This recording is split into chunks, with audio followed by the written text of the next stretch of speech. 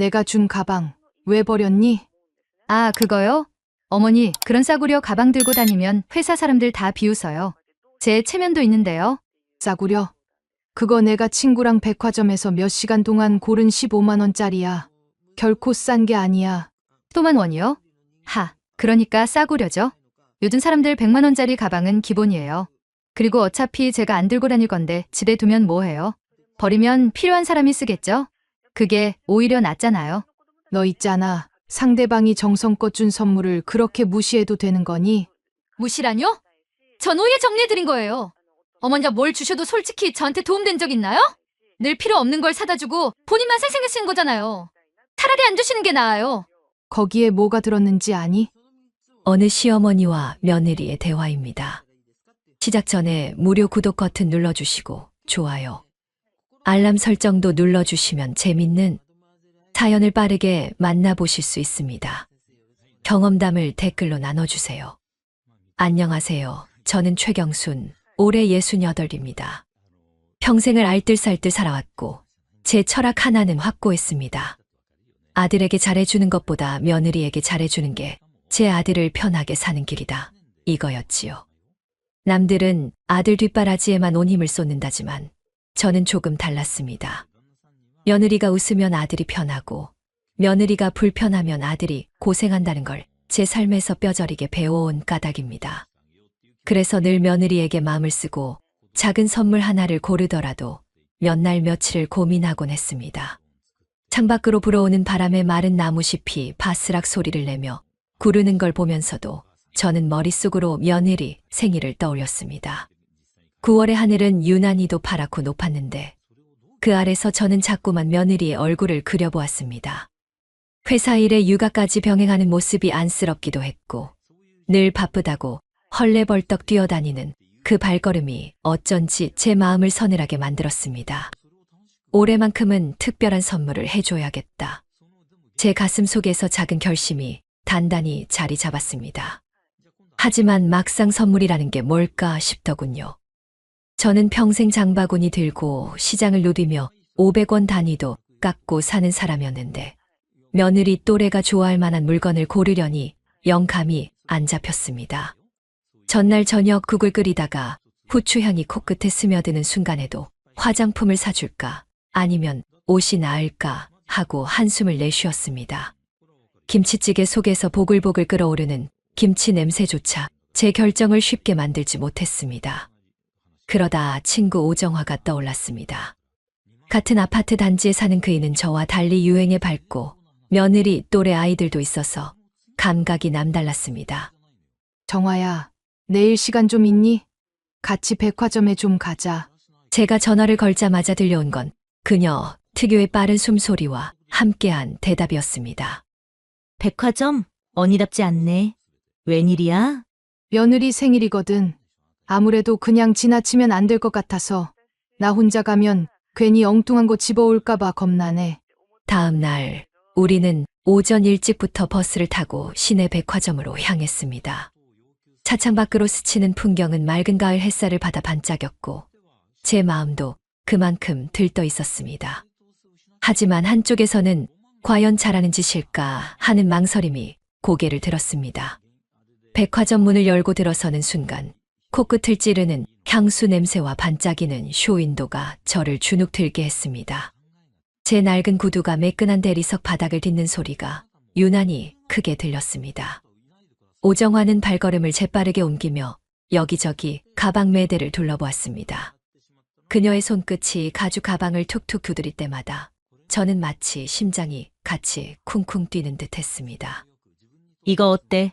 색감도 세련됐고 직장 다니는 사람들한테 인기 많대. 그녀가 권한 건 15만 원짜리 가방이었습니다. 그 순간 제 손은 저도 모르게 덜덜 떨렸습니다. 제 눈에는 너무 비싸 보였거든요. 제 평생 제 생일에도 그런 금액의 선물을 사본 적이 없는데 며느리에게 이렇게 큰 돈을 쓰는 게 맞는 건가 싶었습니다. 하지만 동시에 생각했습니다. 서진이가 얼마나 힘들게 사는데 이 정도는 해줘야 내 마음이 편하지. 며느리의 고단한 모습이 눈앞에 아른거렸습니다. 결국 제 손은 떨림을 참고 그 가방을 집어들었습니다. 계산대에 카드를 내밀면서도 손바닥에는 땀이 배어 나왔습니다. 기계가 삑 소리를 내며 결제를 확인하는 순간 제 심장은 두근두근 요동쳤습니다. 점심은 백화점 푸드코트에서 해결했습니다. 김치볶음밥 한 숟가락을 뜨는 동안에도 제 머릿속에는 가방이 자꾸 떠올랐습니다. 붉은 고추기름 냄새가 입안을 감돌았지만 제대로 삼키지도 못하고 연거푸 물만 들이켰습니다. 제 속은 이미 가방 하나로 가득 차 있었지요. 집으로 돌아온 뒤 저는 가방을 식탁 위에 올려두고 한참을 바라만 보았습니다. 새 가죽 특유의 냄새가 은은하게 풍겼고 창문 틈으로 들어온 바람이 그 위를 스치며 반짝임을 더했습니다. 이걸로 충분할까? 제 속에서는 자꾸만 물음이 고개를 들었습니다. 분명 값비싼 선물이지만 제 마음 한구석은 여전히 허전했습니다. 가방만 주기에는 뭔가 아쉽다는 생각이 들었습니다. 아니, 솔직히 말하면 미안했습니다. 제 기준에는 15만 원이 큰 돈이지만 젊은 사람들에게는 그저 그런 액수일지도 모른다는 생각이 불현듯 스쳤습니다. 그래서 저는 결심했습니다. 가방 안에 진짜 선물을 넣어주자고요. 제 손끝이 떨리면서도 이건 절대 후회하지 않을 거다라는 목소리가 귓가에서 들려오는 듯 했습니다. 오래 묵혀두었던 서랍을 열 때 나는 낡은 나무 냄새가 방 안에 퍼졌습니다. 차갑고 무게감 있는 무언가가 손끝에 닿자 심장이 덜컥 내려앉았습니다. 제 눈동자는 흔들렸지만 곧 단단히 매달렸습니다. 이걸 꺼내야 할 때가 온 거다. 그 순간 손바닥에는 식은땀이 맺혔습니다. 하지만 저는 주저하지 않고 그것을 꺼내 가방 속에 넣었습니다. 겉으로 보기엔 단순한 가방이지만 이제는 제 인생에서 가장 큰 결심이 담긴 선물이 된 것입니다. 그 위에 직접 쓴 편지도 살짝 끼워 넣었습니다. 서진아, 육아에 직장에 힘들지? 장수도 챙겨주느라 항상 고맙다. 내 마음을 꼭 알아주길 바란다. 짧은 글귀였지만 글자를 눌렀을 때마다 손끝이 떨렸습니다. 이 작은 종이가 가방 속에서 얼마나 무겁게 다가올지 저는 누구보다 잘 알고 있었습니다. 마지막으로 A4 종이에 굵은 글씨를 적었습니다. 102로 겁니다. 절대 가져가지 마세요. 가져가면 절도입니다. 글씨를 쓰는 순간 펜촉이 종이를 눌러 파고들었고 제 마음속 결심이 또렷하게 새겨지는 듯 했습니다. 저녁 무렵 저는 조심스레 현관문을 열고 복도로 나갔습니다. 아파트 복도에는 이웃집에서 끓이는 된장찌개 냄새가 은은히 퍼져 있었고 멀리서 아이들 웃음소리가 메아리처럼 울려왔습니다. 아들, 며느리는 같은 아파트 단지에 살고 있습니다. 며느리 집 앞에 섰습니다. 가방을 문고리에 걸어두는 순간 금속에 끈이 부딪히며 딸깍 하는 소리가 났습니다. 그 짧은 울림에 제 심장은 한 박 더 크게 뛰었습니다. 며느리 집은 1층이어서 CCTV가 잘 비춰주고 있었습니다. 이제 며느리가 손주와 퇴근할 시간이니 바로 선물을 챙기겠죠. 깜짝 선물을 해주고 싶었어요. 돌아서는 발걸음은 묘하게 무거우면서도 가벼웠습니다. 등 뒤에서 바람이 스치며 옷깃을 흔들었고 저는 마음속으로 중얼거렸습니다. 이제 서진이 손에 달렸다. 반드시 열어보겠지. 제 목소리는 낮았지만 내면은 떨리고 있었습니다. 현관 안으로 들어서니 정적이 방 안을 채웠습니다. 벽식에 초침이 또박또박 소리를 내며 움직였고 그 소리에 맞춰 제 심장도 두근거렸습니다. 휴대폰을 곁에 두고 앉아 있었지만 알림음은 울리지 않았습니다. 창밖으로는 초저녁 별빛이 깜박였고 바람에 흔들린 나뭇가지 그림자가 벽에 어른거렸습니다. 부디 내 마음을 알아주길. 그렇게 속삭인 뒤 저는 의자에 등을 기대며 눈을 감았습니다. 심장은 여전히 빠르게 뛰고 있었지만 제 결심은 더 이상 흔들리지 않았습니다. 하루, 이틀이 흘렀습니다. 하지만 며느리에게서는 여전히 아무런 연락이 없었습니다. 저는 휴대폰을 손에 쥐고도 10번은 내려놓았다가 다시 들기를 반복했습니다. 화면을 켜면 까맣게 잠든 액정만 보이고 알림 하나 뜨지 않는 그 고요가 저를 더욱 초조하게 만들었습니다. 문득 시계 초침이 또박또박 소리를 내는 게 귀에만 들리는 듯했고 그 사이사이에 제 심장 박동이 덧붙여져 방 안이 시끄럽게 요동치는 것 같았습니다. 설마 가방을 아직 열어보지도 않은 건 아닐까? 문고리에 걸려 있는 걸 그냥 집 안구석에 두었을 수도 있잖아. 그럼 그 안에 있는 게 그대로 방치된 거네. 생각이 거기까지 미치자 손바닥에 땀이 배어 나왔습니다. 부엌으로 향해 냄비에 국을 끓이려 불을 올렸습니다. 물이 끓기 시작하자 김이 허공으로 피어올랐습니다. 하지만 제 시선은 냄비 속에 있지 않았습니다. 만약 다른 사람이 그 가방을 가져갔다면 어떡하지? 내가 붙여둔 쪽지를 못 보고 그냥 절도라고 생각하지 않고 가져갔다면. 순간 등줄기로 식은땀이 흘러내렸습니다. 손에 쥔 국자가 덜컥 소리를 내며 냄비 가장자리를 쳤고 넘친 국물이 불 위로 흘러내려 치익 소리를 냈습니다. 그 소리에 가슴이 철렁했지만 정작 제 마음은 국물보다 가방 안에 있었습니다. 저녁 무렵 창밖으로 노을빛이 흘러내릴 때쯤 친구 오정화가 불쑥 찾아왔습니다. 손에는 장바구니가 들려 있었고 얼굴엔 호기심이 가득했습니다. 경순 언니, 서진이한테서 연락 왔어? 저는 고개를 천천히 저었습니다. 그러자 정화의 입꼬리가 내려앉으며 미간이 찌푸려졌습니다. 아니, 어떻게 연락이 하나도 없을 수가 있어. 언니, 혹시라도 가방 안에 넣은 거 서진이가 못 본 거 아니야? 그 말에 저는 반사적으로 손을 움켜쥐었습니다. 작은 방울이 이마에 맺히는 것 같았습니다. 그럴 리가 있겠니? 내가 일부러 딱 보이게 넣어놨는데, 하지만 혹시 제 목소리는 끝맺지 못하고 흩어졌습니다. 정화는 거실에 앉아 따뜻한 차를 마셨습니다. 김이 모락모락 피어오르는 잔을 들고 그녀가 말했습니다. 언니, 요즘 애들은 시댁에서 뭘 줘도 그냥 형식적이라고 생각할 때가 많아. 하지만 이번 건 다르잖아.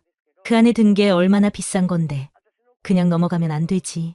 저는 그 말을 듣는 순간 목구멍이 콱 막히는 듯 했습니다. 손끝이 떨려 차잔이 덜그럭거리며 받침에 부딪혔습니다. 그 소리가 방 안에 울려 퍼져 제 초조함을 드러내는 것만 같았습니다. 그날 밤 잠이 오지 않아 베란다에 나갔습니다. 차가운 밤 공기가 뺨을 스쳤고 멀리서 개 짖는 소리와 자동차 경적 소리가 들려왔습니다. 어둠 속에서 아파트 불빛들이 하나둘 꺼져가는데 제 마음은 점점 더 불안해졌습니다. 정말로 그 가방을 열어봤을까? 혹시 그냥 버려두고 있는 건 아닐까? 아니면 설마 필요 없다고 치워버린 건 아닐까? 상상은 꼬리에 꼬리를 물고 이어졌습니다. 그때마다 가슴속이 얼음물로 가득 차는 듯 서늘해졌습니다. 다음 날 아침 저는 슈퍼에 장을 보러 갔다가 우연히 멀리서 며느리를 보았습니다. 회사 출근길인지 정장을 입고 있었는데 휴대폰을 귀에 댄 채 빠른 걸음으로 걸어가고 있었습니다. 그런데 제 쪽을 스치듯 바라보더니 순간 눈길이 어딘가 불편한 듯 흔들리고는 이내 고개를 획 돌렸습니다. 그 짧은 눈빛에 제 마음은 요동쳤습니다. 뭐지? 무언가 알고 있는 눈빛 아니었나? 슈퍼에서 돌아오는 길, 장바구니 손잡이가 손바닥에 파고들 정도로 무겁게 느껴졌습니다. 머릿속에는 며느리의 표정이 계속 맴돌았습니다.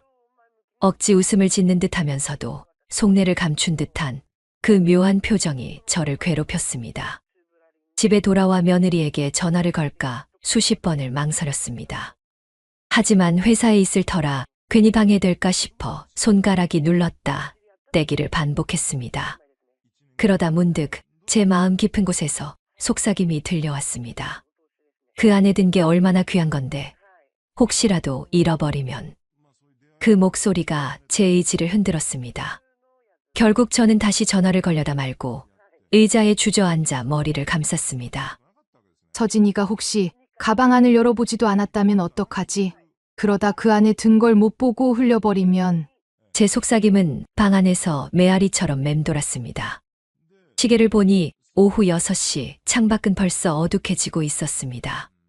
거실 불빛이 켜졌지만 제 마음속은 점점 더 어두워져 갔습니다. 그날 밤 결국 저는 휴대폰을 꼭 쥔 채 침대에 누웠습니다. 심장이 요동쳐서 베개에 닿은 귀가 쿵쿵 울리는 소리를 고스란히 들을 수 있었습니다. 화면에 아무 알림이 없는 까만 휴대폰 불빛이 마치 저를 비웃는 것 같았습니다. 저는 속으로 다짐했습니다. 내일 더는 못 기다리겠다. 꼭 전화를 해야겠다. 아니면 직접 찾아가야지. 그 가방 안에 든 게 어떤 건데. 며칠이 지났지만 며느리 서진이에게서는 여전히 아무 소식이 없었습니다. 휴대폰 화면을 켜고 꺼내기를 수십 번, 손바닥은 식은땀으로 젖어 있었습니다. 알림창은 텅 비어 있었고 그 공허한 화면이 마치 제 마음을 비추는 거울 같았습니다. 정말 가방을 열어봤을까? 그 안에 있는 걸 제때 확인했을까? 이런 생각이 머릿속을 떠나지 않았습니다.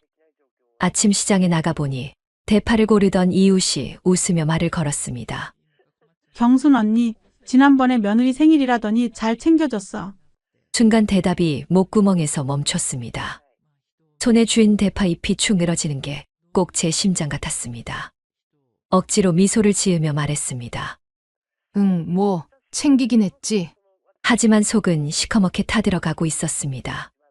잘 챙겨줬냐고. 나는 내 평생 가장 큰 마음을 담았는데 정작 받은 쪽에서 반응이 없으니 내가 잘한 게 맞는 걸까? 집에 돌아와 장바구니를 부엌에 내려놓는데 고등어 비린내와 파 냄새가 뒤섞여 코끝을 자극했습니다. 평소 같으면 손에 익은 냄새였을 텐데 오늘은 달랐습니다. 그 냄새마저 괜히 불안과 초조를 더욱 부풀리는 듯 했습니다. 저녁 무렵 아들 창수에게 전화를 걸까 말까 수십 번을 망설였습니다. 회사에서 일하는데 괜히 방해가 될지도 몰라. 하지만 그 안에 있는 게 혹시라도 방치되면 어떡하지? 결국 번호를 눌렀다가 또 취소하고 휴대폰을 내려놓고 다시 집어들기를 반복했습니다. 창밖으로는 초겨울 바람이 불어 낙엽들이 마구 굴러다녔습니다. 그 소리가 제 귀에는 바스락거림이 아니라 마치 누군가 제 가슴 속 불안을 들추는 소리처럼 크게 울렸습니다. 혹시 서진이가 가방 안을 열어보지도 않고 구석에 던져둔 건 아닐까? 그러다 먼지가 쌓이고 결국은 상상만으로도 속이 쓰려왔습니다. 밤이 깊어갈수록 불안은 더 커졌습니다. 거실 시계 초침 소리가 쨍쨍 울려 퍼지고 그 틈마다 제 심장도 같이 뛰었습니다. 저는 혼잣말처럼 중얼거렸습니다. 설마 그 귀한 걸 아무 생각 없이 흘려버린 건 아니겠지. 다음 날 엘리베이터에서 같은 동 아주머니와 마주쳤습니다. 며느리 얼굴 본지 오래됐네. 애 보느라 바쁜가 봐. 그 말에 괜히 등골이 서늘해졌습니다. 정말 바빠서 연락을 못한 걸까? 아니면 애써 무시하고 있는 걸까? 눈빛이 흔들렸고 손가락은 엘리베이터 벽을 괜히 긁적였습니다. 집에 돌아와서는 가스불에 올린 냄비를 멍하니 바라봤습니다. 된장국이 끓어오르며 구수한 냄새가 퍼졌지만 그 향조차 제 속을 안정시키지 못했습니다. 오히려 그 안에 넣은 게 이대로 잊히면 어떡하지 하는 불안이 목구멍을 막아 국 한 숟갈도 삼키기 힘들었습니다. 그날 저녁 친구 오정화에게서 전화가 왔습니다. 언니, 서진이한테 연락 왔어? 아니, 아직이야. 아니, 그럴 리가 있나? 그 안에 든 게 얼마나 큰데 고맙다는 말이라도 당연히 해야지. 언니, 괜히 불안하다. 정화의 말에 제 눈이 휘둥그레졌습니다. 내 속을 그대로 들여다본 듯 했으니까요. 그날 밤 베란다에 나서니 싸늘한 공기가 뺨을 스쳤습니다. 멀리서 들려오는 게 짖는 소리와 자동차 경적이 섞여 왔습니다.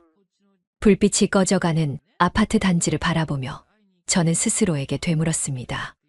정말 설마 버린 건 아니겠지?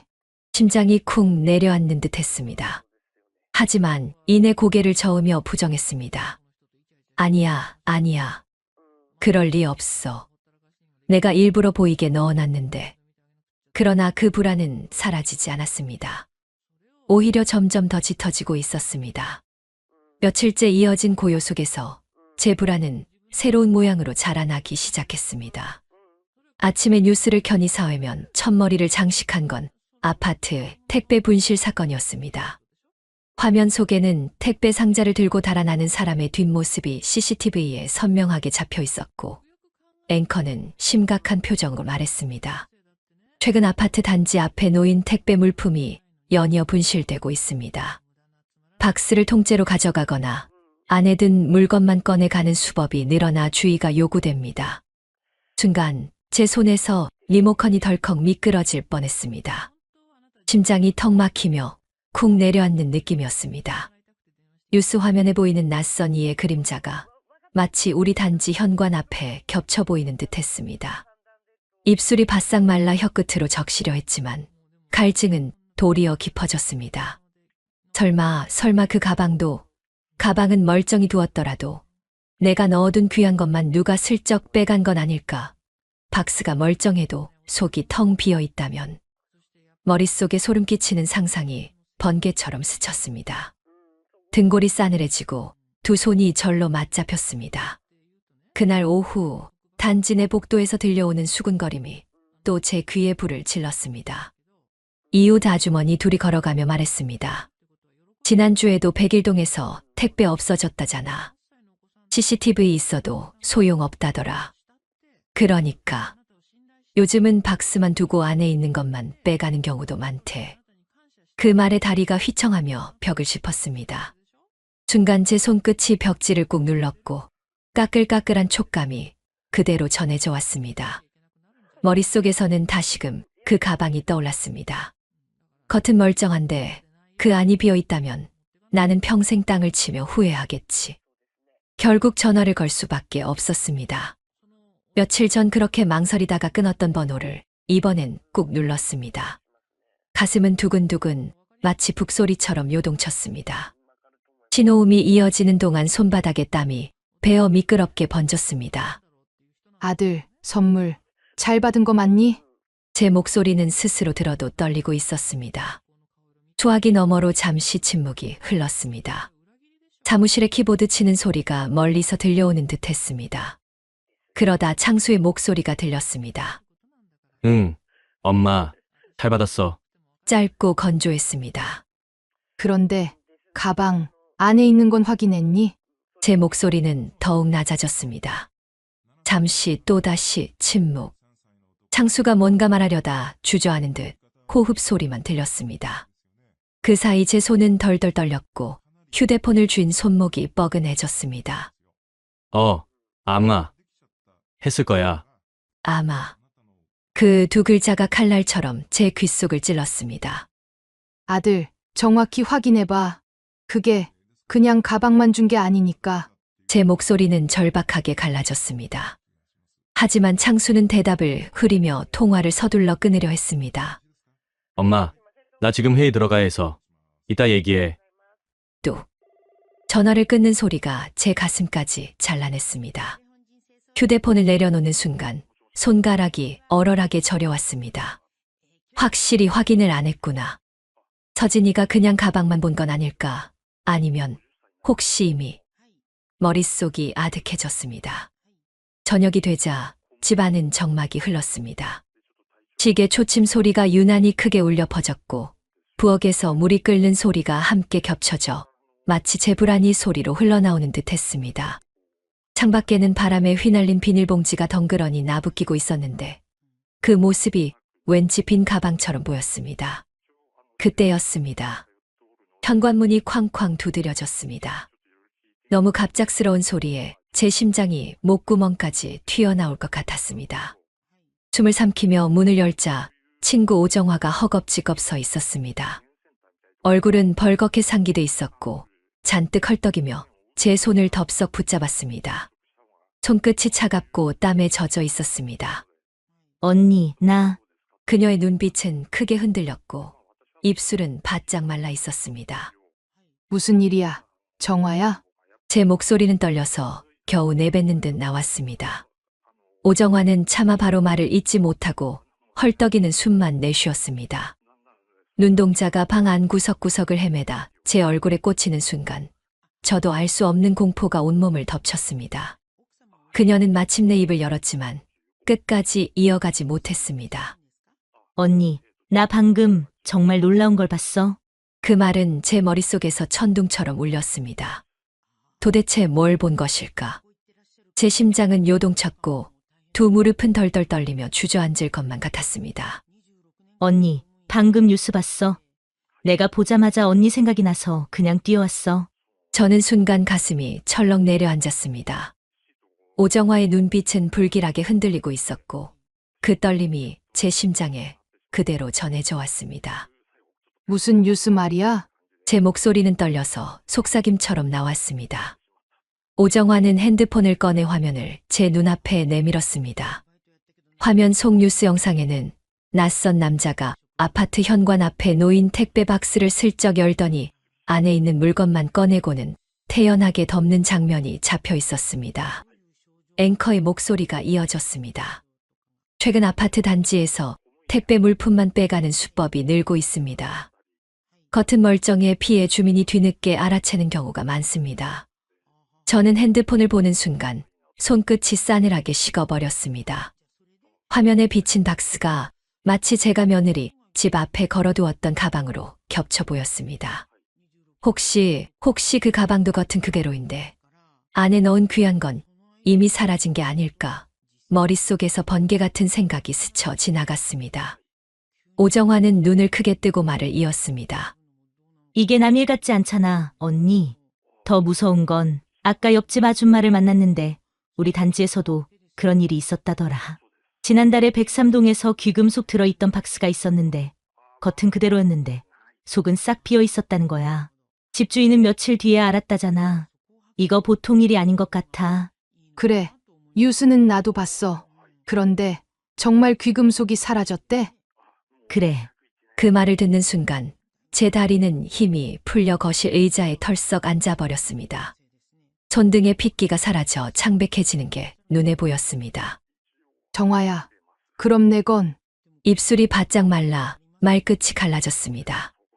오정화는 제 손을 덥석 잡으며 말했습니다. 언니, 괜한 걱정일 수도 있지만 나 그냥 가만히 있을 수가 없었어. 그 가방 안에 뭐가 들었는지 나는 몰라도 언니가 말하는 그 귀한 거 만약 누가 가져갔다면 큰일이잖아. 언니, 다시 확인해봐야 하는 거 아니야? 그녀의 말 한마디 한마디가 제 심장을 파고들었습니다. 머릿속에서는 며느리 집 앞에 걸려있던 그 가방이 선명히 떠올랐습니다. 겉은 고운 가죽이 반짝이지만 속은 텅 비어버린 상상. 그 상상이 너무 생생해 손가락이 떨려왔습니다. 저는 의자에 앉은 채 두 손으로 얼굴을 감싸쥐었습니다. 눈앞이 뿌옇게 흐려지고 귀에는 제 심장 뛰는 소리만 꽝꽝 울렸습니다. 만약 그 안에 넣은 게 사라졌다면 평생 다시는 돌이킬 수 없을 텐데. 그때 오정화가 제 어깨를 다급하게 흔들었습니다. 언니, 괜히 겁주려는 게 아니야. 하지만 요즘 세상에 진짜 별별 일이 다 있잖아. 내가 오늘 들은 얘기만 해도 벌써 2건이야. 언니, 제발 확실히 확인해봐. 안 그러면 언니 잠도 못 잘 거야. 저는 고개를 천천히 들었습니다. 눈빛은 흔들렸고 목소리는 갈라져 있었습니다. 정화야, 그 말 듣고 나니까 내 심장이 너무 무섭게 뛰네. 진짜 확인을 해야 할까봐. 오정화는 제 손을 꼭 쥐며 고개를 끄덕였습니다. 하지만 그녀의 표정은 여전히 불안으로 굳어 있었습니다. 그날 밤 저는 도무지 잠을 이룰 수가 없었습니다. 베개에 머리를 대도 눈꺼풀은 무겁게 감기지 않았습니다. 눈을 감으면 오히려 며느리 집 앞에 걸어두었던 그 가방이 자꾸 떠올랐습니다. 단단한 가죽에 아직 새것 냄새가 풍기던 그 모습, 그리고 그 안에 제가 떨리는 손으로 넣어둔 귀한 것이 고스란히 함께 담겨 있던 장면이. 만약 누가 가방만 챙겨가 버렸다면, 아니, 요즘 뉴스에서 본 것처럼 안에 든 걸 빼가고 가방만 다시 버렸다면? 생각이 꼬리를 물고 이어졌습니다. 얼마 전 TV에서 본 장면이 떠올랐습니다. 아파트 단지 CCTV 화면에 낯선 남자가 택배 상자를 열더니 물건만 빼가고 빈 상자만 휙 던져두고 가는 모습이었습니다. 사회부 기자가 아파트 단지 내 택배 도난 최근 급증하고 있습니다라고 말하던 목소리가 제 귓가에 생생히 들려왔습니다.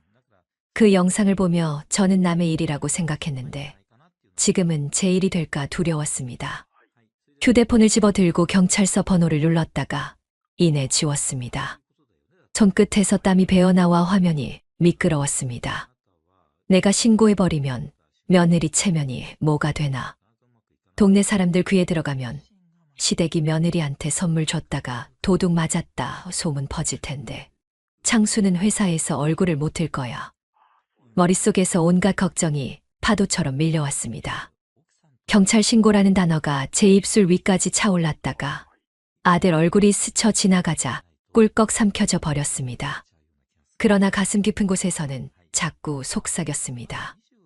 만약 그 안에 든 걸 진짜 잃으면 나는 평생 다시 못 만든다.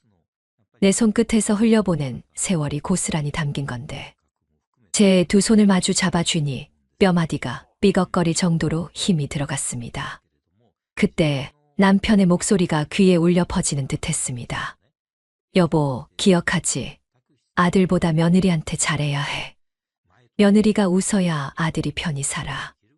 그는 살아생전 늘 그렇게 말하곤 했습니다. 처음엔 이해하지 못했습니다. 그러나 세월이 흐르고 주변에서 아들 부부가 갈등하는 집을 열어보며 저는 깨달았습니다. 그래서 제 마음을 며느리에게 쏟기로 했습니다. 제 생일, 제 기념일은 대수롭지 않게 지나쳐도 며느리의 날만큼은 놓치지 않으려 했습니다. 남편이 세상을 떠난 뒤 혼자가 된 제 삶은 바람잘 날이 없었습니다. 시장에서 장바구니를 들고 고등어 한 마리 값을 두고 상인과 신랑이 하며 500원을 아끼던 기억, 그 돈으로 며느리 손주 기저귀를 사주던 기억이 아직도 생생합니다. 저녁에 집에 돌아와 국 한 그릇 앞에 앉으면 빈 의자 너머로 남편의 그림자가 어른거렸습니다. 저는 그때마다 스스로에게 말했습니다. 그래도 며느리와 아들만 잘 살면 됐다. 그게 제 위안이자 살아갈 힘이었습니다. 그런데 이제 와서 그 며느리가 제 선물을 무시했을지도 모른다는 사실 앞에서 제 마음은 갈기갈기 찢어지는 것 같았습니다. 가슴 속 깊이 숨겨둔 세상 누구에게도 보여주지 않았던 귀한 것을 그저 하찮은 가방에 함께 담아주었을 뿐인데 혹시 서진이는 가방을 열어보지도 않고 그냥 버려버린 건 아닐까? 그렇다면 그 안에 있던 건? 생각이 여기까지 미치자 손끝이 얼어붙었습니다. 시계를 보니 밤 12시가 훌쩍 넘어 있었습니다. 복도 창문 너머로 바람에 흔들린 가로등 불빛이 길게 늘어져 있었습니다. 복도 끝에서 들려오는 발자국 소리가 괜히 제 귀에는 크게 울렸습니다. 마치 누군가 제 가방을 훔쳐달아나는 소리처럼. 저는 그 소리에 흠칫 놀라 거실 불을 환하게 켰습니다. 텅 빈 집안의 불빛이 가득 커졌지만 제 가슴은 오히려 더 쓸쓸하게 파여갔습니다. 저는 혼잣말처럼 중얼거렸습니다. 내가 그걸 왜 거기에 넣었을까? 차라리 직접 전해줄 걸. 서진이가 열어보지도 않고 버린 거라면 이건 돌이킬 수 없는 일인데. 눈시울이 뜨겁게 달아올랐습니다. 이마에 맺힌 땀방울이 목덜미를 타고 흘러내렸습니다. 저는 손등으로 눈을 훔치며 다짐하듯 속으로 말했습니다. 내가 내일은 꼭 확인해야겠다. 더는 못 버틴다. 내 손끝의 세월을 내 눈으로 확인해야겠다. 다음 날 아침 저는 부스스한 머리로 창문을 열었습니다. 밤새 거의 뜬 눈으로 지새운 탓에 눈두덩은 무겁게 내려앉아 있었고 창문 밖으로 스며드는 가을 공기는 유난히 차갑게 느껴졌습니다. 멀리서 쓰레기차가 부르릉 하는 소리를 내며 단지를 돌고 있었고 아이들이 등교길에 쏟아내는 웃음소리가 들려왔습니다. 평소 같으면 흐뭇하게 바라봤을 풍경이었지만 그날은 제 귀에 모든 소리가 멀고 공허하게만 울렸습니다. 머릿속은 온통 하나였습니다. 그 가방 도대체 어디 있는 걸까? 그 안에 귀한 것, 무사한 걸까? 김치찌개를 데우며 저녁 준비를 하던 순간 현관문을 쾅쾅 두드리는 소리가 들려왔습니다. 저는 깜짝 놀라 국자를 떨어뜨렸습니다. 국물 튄 냄새가 고소한 김치 냄새와 섞여 코끝을 자극했지만 심장은 이미 쿵쿵 뛰기 시작했습니다. 문을 열자 오정화가 얼굴이 벌겋게 달아오른 채 서 있었습니다. 숨이 턱까지 차올라 헉헉 소리를 내며 저를 바라보았습니다. 이마에는 땀방울이 반짝이고 손에는 아직 마트 봉지가 들려 있었습니다. 언니 큰일 났어. 정말 큰일 났어. 왜 그래? 무슨 일이야? 나도 요 며칠 잠을 못 자서 가슴이 터질 것 같은데. 오정화는 잠시 숨을 고르고 손등으로 이마에 땀을 훔쳤습니다. 그 손이 미세하게 떨리는 게 보였습니다. 그러고는 낮게 그러나 분명하게 말했습니다. 언니, 아까 내가 재활용 쓰레기 버리러 내려갔는데 눈을 의심했어. 언니랑 같이 백화점 가서 산 그 가방 있잖아. 아직 태그도 안 뗀 채로 그게 거기 재활용장에 덩그러니 있더라. 제 귀가 순간 멍해졌습니다. 마치 바닷속 깊이 잠수한 듯 주위 소리가 하나도 들리지 않았습니다. 오정화의 입술이 계속 움직이고 있었지만 단어가 제 머릿속에 들어오지 않았습니다. 저는 겨우 목소리를 짜냈습니다. 뭐라고? 내가 뭘 잘못 본 거 아니야? 그럴 리가 없어. 장수가 분명 잘 받았다고 했는데. 오정화는 고개를 세차게 저었습니다. 눈동자는 확신으로 빛나고 있었습니다. 아니야, 언니. 내가 내 두 눈으로 똑똑히 봤어. 다른 쓰레기 봉투 사이에 그 가방이 있었어. 내가 혹시 몰라서 들고 오지 못했는데 너무 놀라서 얼른 달려온 거야. 같이 가서 맞는지 확인해보자. 제 다리가 휘청거리며 흔들렸습니다. 벽을 짚고 가까스로 몸을 세웠습니다. 머리끝에서 발끝까지 전율이 흘러내렸습니다. 그 순간 제 머릿속을 스쳐 지나간 건 단 하나였습니다. 그 안에 넣어둔 귀한 것, 혹시 그대로 있는 걸까? 아니면 이미 누가 가져간 건 아닐까? 심장이 폭발할 듯 쿵쾅거렸습니다. 저는 떨리는 목소리로 중얼거렸습니다. 안 돼. 직접 확인해야겠어. 그 귀한 게 거기 있었는데. 오정화는 제 어깨를 꼭 잡으며 말했습니다. 언니, 빨리 내려가 보자. 아직 거기 있을 거야. 하지만 누가 보기 전에, 누가 손대기 전에 어서 확인해야 해. 우리는 계단을 정신없이 뛰어내려갔습니다. 제 숨은 목구멍에서 헉헉 새어나왔고 손끝은 얼어붙은 듯 싸늘했습니다. 재활용장 근처에 다가가자 음식물 쓰레기 냄새와 플라스틱 타는 냄새가 뒤섞여 코를 찔렀습니다. 그리고 쓰레기 봉투 무더기 사이에 정말로 있었습니다. 제가 그토록 애지중지하던 백화점에서 산 멀쩡한 가방이, 태그도 채 뗀 적 없는 광택이 그대로 남아있는 그 가방이 아무렇게나 버려져 있었습니다. 집으로 돌아온 저는 재활용장에서 주워온 가방을 식탁 위에 올려두었습니다. 반짝이는 가죽은 여전히 새 것 같았지만 제 가슴은 얼음장처럼 차가웠습니다. 며느리가 아무렇지 않게 내던진 그 순간부터 이건 단순한 선물이 아니었으니까요. 손끝이 저릿저릿 떨렸습니다. 식탁 위 형광등 불빛이 가방 위에서 번들거리며 반사됐는데 그 빛조차 제 눈에는 차갑게만 느껴졌습니다. 저는 결국 전화를 걸었습니다. 신호음이 짧게 이어진 뒤 며느리의 건조한 목소리가 들려왔습니다. 어머니, 무슨 일이세요? 심장이 한 번 크게 울렁했습니다. 저는 숨을 고르며 말을 이어갔습니다. 너, 내가 준 가방, 왜 재활용장에 버렸니? 순간 반대편에서 짧은 정적이 흐르더니 서진의 냉소적인 웃음이 들렸습니다. 아, 그거요? 어머니, 그런 싸구려 가방 들고 다니면 회사 사람들 다 비웃어요. 제 체면도 있는데요. 그 말에 제 혈관이 순간 차갑게 식어버렸습니다. 손에 든 휴대폰이 덜덜 떨릴 정도로 분노가 치밀었습니다. 싸구려! 그거 내가 친구랑 백화점에서 몇 시간 동안 고른 15만 원짜리야. 결코 싼 게 아니야. 15만 원이요? 하, 그러니까 싸구려죠. 요즘 사람들 100만 원짜리 가방은 기본이에요. 그리고 어차피 제가 안 들고 다닐 건데 집에 두면 뭐해요? 버리면 필요한 사람이 쓰겠죠? 그게 오히려 낫잖아요. 저는 그 자리에서 무릎이 풀려 의자에 털썩 주저앉았습니다. 심장이 쿵쿵 내려앉는 소리가 제 귀에까지 울려 퍼지는 것 같았습니다. 너 있잖아. 상대방이 정성껏 준 선물을 그렇게 무시해도 되는 거니? 그러자 며느리의 목소리는 더욱 싸늘하게 가라앉았습니다. 무시라뇨? 전 오해 정리해드린 거예요. 어머니가 뭘 주셔도 솔직히 저한테 도움된 적 있나요?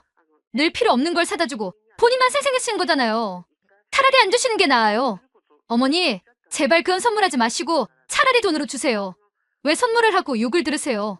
누가 그런 걸 좋아한다고? 그 어머니 착각하시는 거예요. 며느리들은 시어머니들이 골라주는 옷, 신발, 가방 다 안 좋아해요. 이제 제발 현실을 똑바로 보세요. 그 순간 제 목이 바짝 말라 아무 말도 나오지 않았습니다. 혀끝이 입천장에 달라붙은 듯하고 손끝은 더 이상 감각조차 느껴지지 않았습니다. 눈앞에서 형광등 불빛이 아지랑이처럼 흔들렸습니다. 그렇게까지 말할 줄은 몰랐습니다. 선물 하나로 마음이 오가는 게 아니라 제 존재 자체를 무시당하는 기분이었습니다. 저는 숨을 고르며 낮은 목소리로 마지막 한마디를 던졌습니다. 너 그거 아니? 그 가방 안에는 내가 상상도 못하는 더 큰 선물이 있었다는 거. 서진의 숨소리가 잠시 멎었습니다. 네? 무슨 말씀이세요? 그만하자. 오늘은 저는 전화를 끊어버렸습니다. 휴대폰을 식탁 위에 던지듯 내려놓고 의자에 깊게 기대 앉았습니다. 방 안은 쥐죽은 듯 고요했고 가방만이 묵직하게 그 자리를 차지하고 있었습니다. 시계 초침이 딱딱하고 움직이는 소리조차 제 심장을 찌르는 듯 했습니다. 그리고 그날 저녁 현관문 초인종이 요란하게 울렸습니다. 띵동 띵동 계속되는 초인종 소리에 저는 천천히 몸을 일으켰습니다. 문을 열자 아들 창수와 며느리 서진이 서 있었습니다.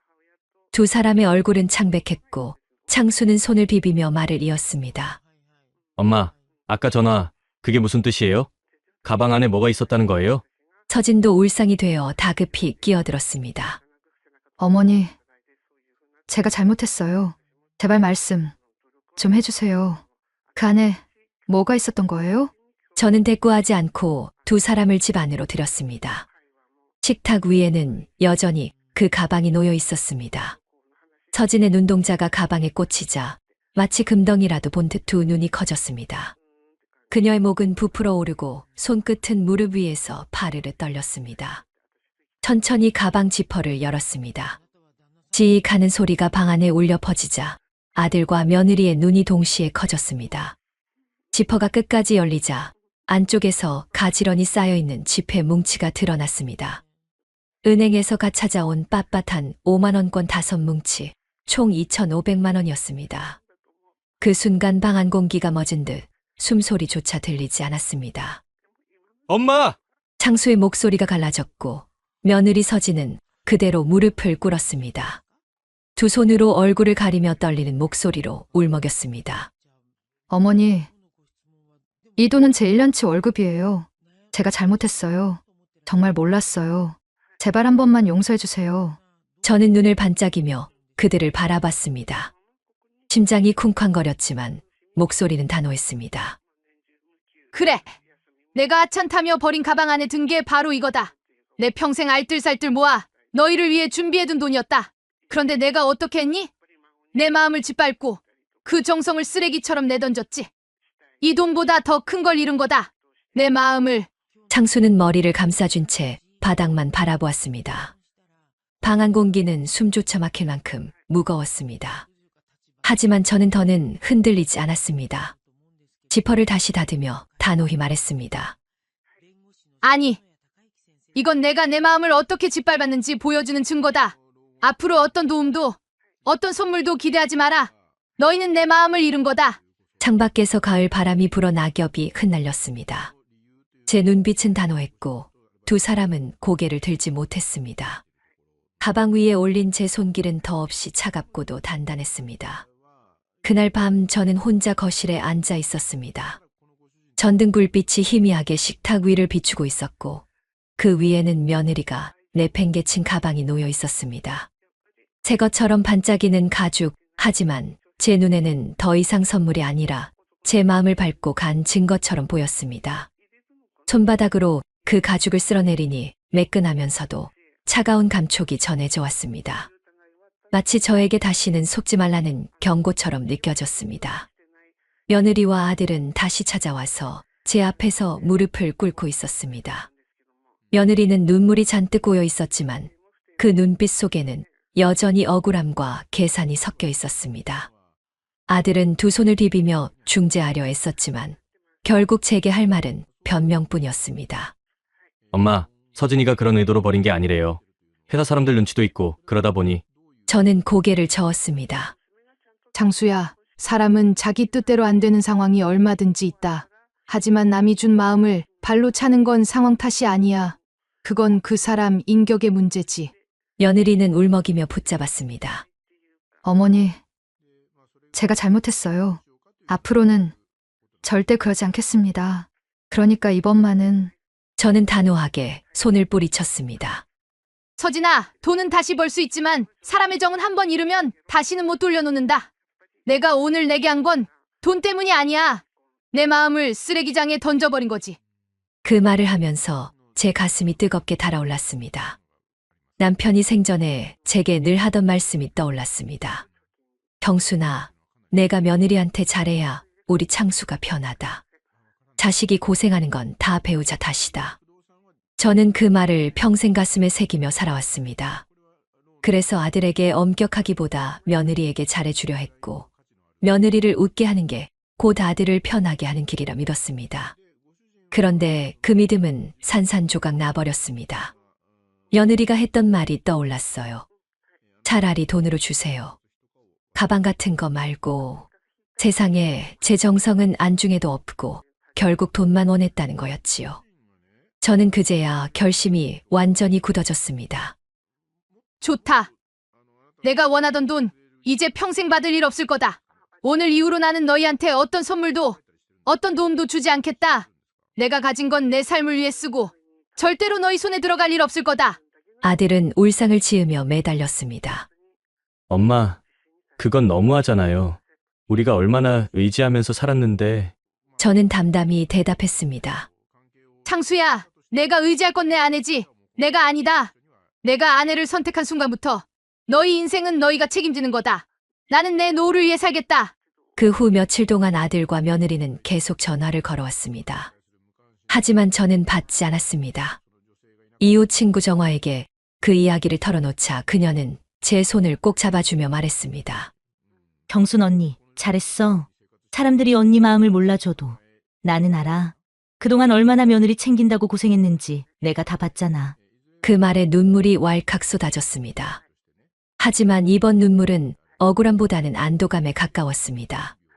저는 이제 더 이상 며느리의 눈치를 보지 않기로 했습니다. 아들에게도 기대지 않고 제 인생의 마지막을 제 힘으로 지켜내기로 했습니다. 그 가방은 제 옆에 그대로 두었습니다. 비록 쓰레기장에서 건져왔지만 제게는 평생 잊지 못할 교훈을 안겨준 증거물이니까요. 남의 정성을 쓰레기처럼 버리는 사람, 끝내 스스로 무너질 수밖에 없습니다. 여러분은 이런 상황 어떻게 생각하시나요? 댓글로 속 시원한 한마디 남겨주세요. 구독과 좋아요, 알림 설정은 저에게 가장 큰 힘이 됩니다. 앞으로도 사이다 같은 이야기로 찾아뵙겠습니다.